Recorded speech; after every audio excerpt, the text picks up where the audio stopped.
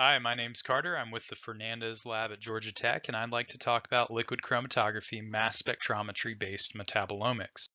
Off the bat, let's talk about liquid chromatography. This is an analytical separation technique where if we have some sample, shown here a two-component mixture of red and blue dye, we can inject our sample into a flow of solvent and then run it over our analytical column.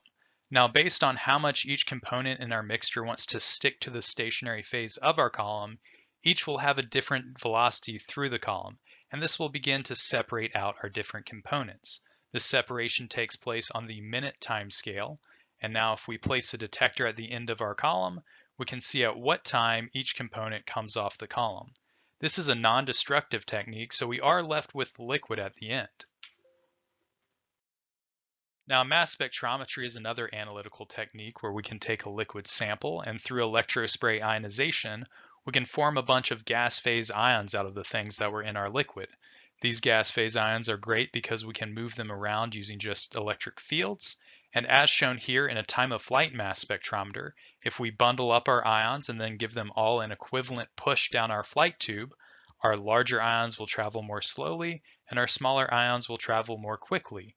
Now, based on the time it takes them to hit our detector, we can determine the mass to charge ratio of that ion, and we can then plot the relative intensities of all the mass to charges in our mixture. Now, if we want to hyphenate these two analytical techniques into LCMS, we first take our sample, we run it over an analytical column, and then as the liquids come off the column, we spray them into our mass spectrometer. Now, the mass spectrometer can scan very quickly, taking a new mass spectrum every couple of milliseconds.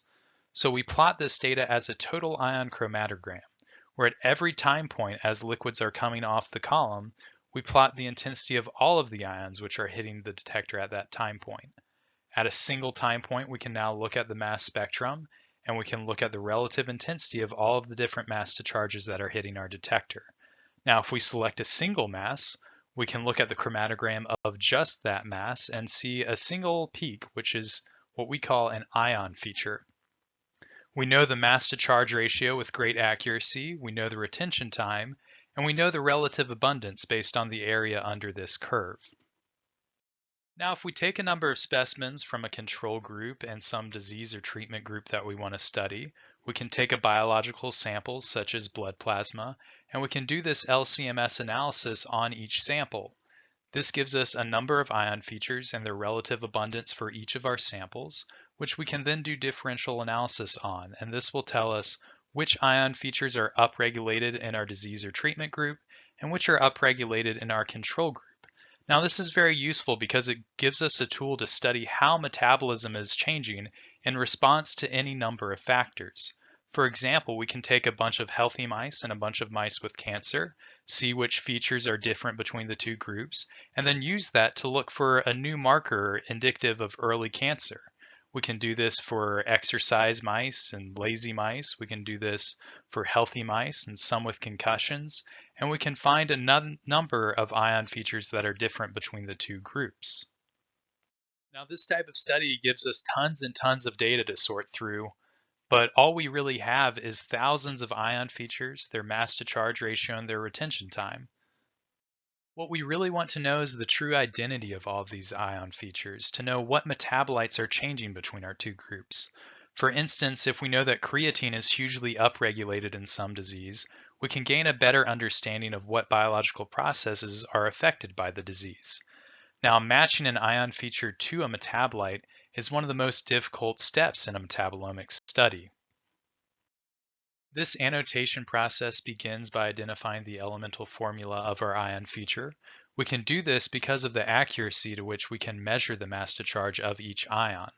Once we have an elemental formula, though, there are still thousands of possible structures. To begin gathering some limited structural information, we can do tandem mass spectrometry, or MSMS, where within the mass spectrometer we select a single mass to charge and then move it into a module that has a neutral drift gas.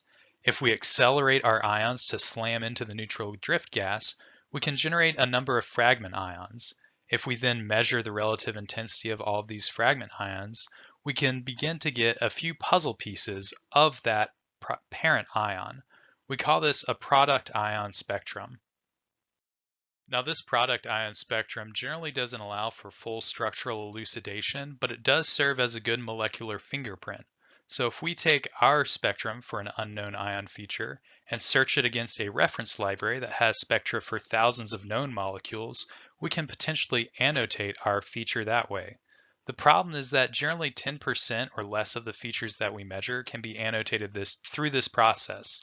This is because our databases, while large, are still incomplete, and it takes a very long time to expand these libraries. So how do we go about annotating this remaining metabolic dark matter? Well, this is a source of a lot of research and the topic of my thesis, so that's where I'm going to leave things for today. I hope this video has been informative to those of you who are new to metabolomics. Thank you very much for watching.